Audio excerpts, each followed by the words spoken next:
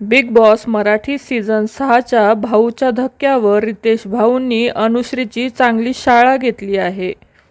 अनुश्रीच्या खेळाचं अहंकारात रूपांतर झालंय असं रितेश भाऊंनी म्हटलं आहे. अनुश्रीबद्दल बोलताना रितेश भाऊ म्हणाले की मला आणखी एका प्लेअरबद्दल बोलायचंय.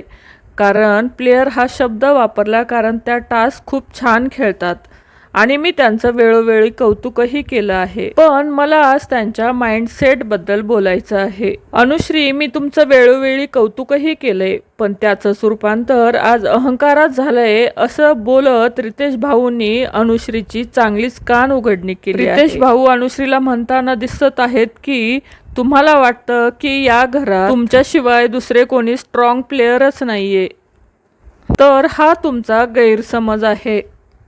तुम्हाला असं वाटतंय की या घरात विशाल, तुम्ही आणि तन्वीशिवाय दुसरा कोणता स्ट्रॉंग प्लेअर नाहीये आणि हेच तुमच्या वागण्यात बोलण्यात दिसत आहे आणि हा तुमचा ॲटिट्यूड तुम्हाला घराबाहेर देखील काढू शकतो. अनुश्री, तुम्ही जरा आजूबाजूला बघा, सगळे स्ट्रॉंग प्लेअर आहेत असं रितेश भाऊंनी अनुश्रीला म्हटलं आहे. दरम्यानच या आठवड्यात अनुश्रीने घरातील सदस्यांबरोबर देखील वाद घातले आहे. घरातील ड्युटीवरून तिने राडा घातला आहे. मी भांडी घासणार नाही असं सुद्धा तिने घरातील सदस्यांना सांगितलं आहे. यावरूनच अनुश्री किती उद्धट आहे हेच सर्वांच्या लक्षात येतंय. कॅप्टन्सी टास्क मध्ये सुद्धा अनुश्री उद्धटपणे बोलताना दिसली. त्यावरूनच रितेश भाऊंनी अनुश्रीची चांगलीच कान उघडणी केली आहे.